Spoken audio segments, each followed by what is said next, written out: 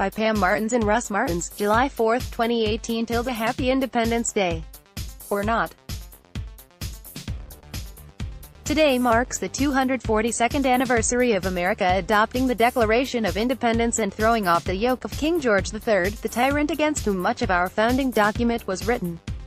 These are among the charges that the crafters of this historic document leveled against the king. He has refused his assent to laws, the most wholesome and necessary for the public good. He has made judges dependent on his will alone, for the tenure of their offices, and the amount and payment of their salaries. For cutting off our trade with all parts of the world. For depriving us in many cases, of the benefits of trial by jury. Now consider where we Americans stand today. Within 6 months of assuming the most powerful position in the world, President Donald Trump, who had never before held public office, had removed the United States from the Paris Climate Accord, a wholesome and necessary law for the public good. In May of this year, Trump broke with our European allies and withdrew the U.S. from the Iran nuclear agreement. The president has insulted the long-standing allies of America while embracing despots and dictators like North Korean leader Kim Jong-un and Russian President Vladimir Putin. This has resulted in the mistrust and disgrace of our country around the world. The president of our country has refused to provide his tax returns to the American people. He has refused to divorce himself from his far-flung businesses around the world. He continues to profit from these businesses as he tells us that he, alone, is above conflicts of interest. The president has demanded the personal loyalty of those he places in positions of power in his administration rather than loyalty to their sworn duty to protect the country and the American people. The president has, without congressional review or oversight, unilaterally instituted zero-tolerance policy that has resulted in effectively abducting babies and children from their parents who were lawfully seeking asylum in our country.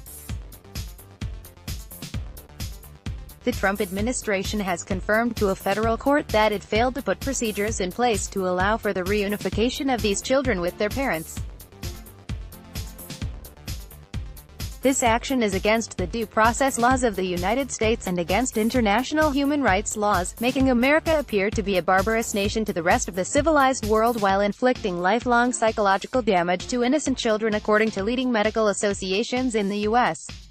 The president has defied long-standing nepotism and ethics rules in the federal government and placed his own daughter and son-in-law in positions of power in his administration. He has allowed them to personally profit from conflicted business deals while they serve in these roles.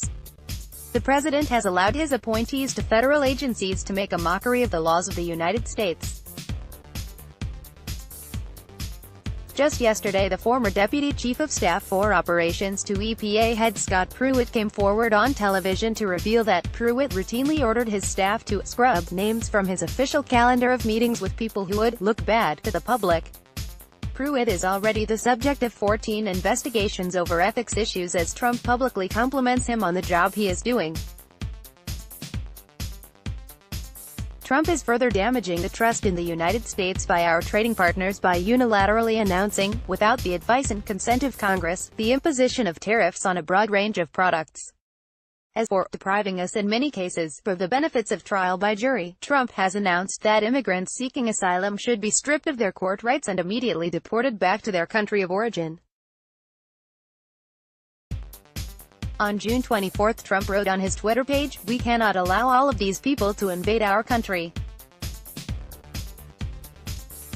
When somebody comes in, we must immediately, with no judges or court cases, bring them back from where they came."